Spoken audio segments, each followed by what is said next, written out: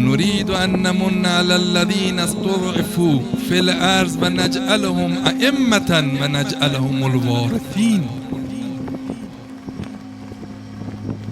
قبل از اینکه بدونیم هدف خدا برای زندگی بشر و اون نقشه ای رو که کشیده چیه، باید بدونیم که این نقشه ای که خدا کشیده بسیار دقیقه، حتمیه، قطعیه، شک و شبهه‌ای تو این نقشه نیست. چرا؟ خدا تو قرآنش میفرماید و نریدو.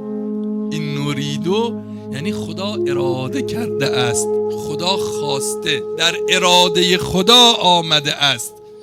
یعنی برای خدا سخت نیست این که وقتی میفرماید من میخوام این ضعفا، این فقرا، این مظلومین و مستضعفین عالم رو، این یمنی ها رو، این غزه‌ای ها رو، این بیچارهای آفریقا و اینهایی رو که سالهای سال به اینها ظلم شده، من میخوام اینها رو وارثین دنیا قرار بدم، من میخوام اینها رو حاکم کنم. مگه میشه؟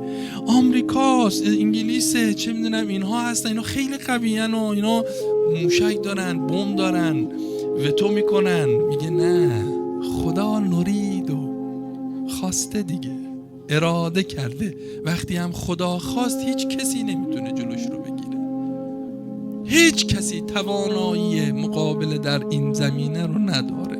کسی که میخواد واقعا تو این نقشه راه خدا که خدا میفرماید و نرید ان نمن، من میخوام مستضعفین عالم رو حاکم بر عالم بکنم، وارثین عالم قرار بدم، تو این نقشه راه خدا به تنهایی انجام نمیده این کار رو، به وسیله مردم این کار رو انجام میده. باید یه عده‌ای تلاش کنن، شبانه روزی تلاش کنن. میفرماید کسانی که در آخر الزمان هستن میان اونجا میخوان حاکم بشن، شب تا صبح رو برنامه ریزی میکنن، روزها میرن پی اجرا.